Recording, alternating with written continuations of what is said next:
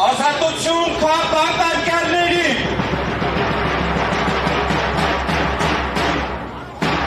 Սիրելի ներկաներ,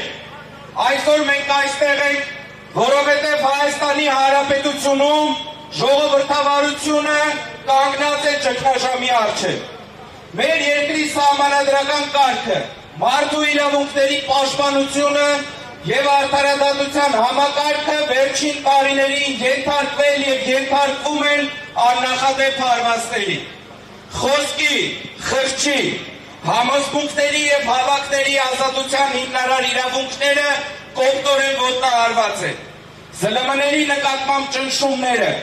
իշխանությանը քննադատող անձանց դեմ սկսված շինծ ու քրեական գործերը,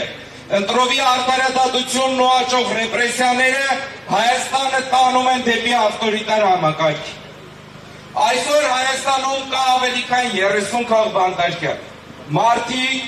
ովքեր բանտարկված են ոչ թե հանցանքի, այլ իրենց գաղափարների, խոսքի, համոզմունքների և դավանանքի համար։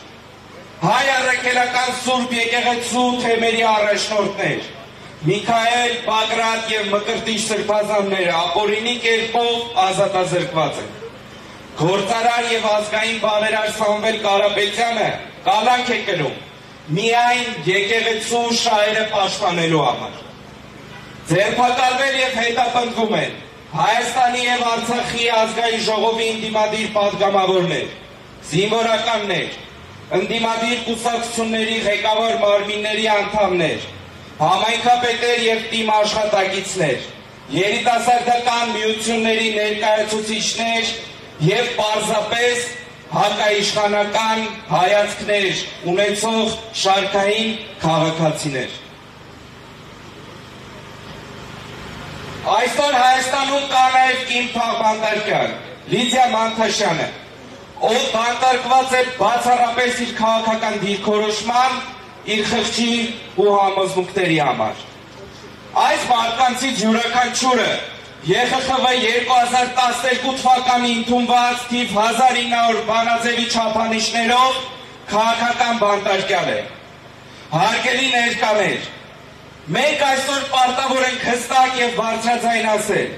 Հայաստանում քաղաքական հետապնդումները դարձել են իշխանության պահման գործիք։ Մենք պահանջում ենք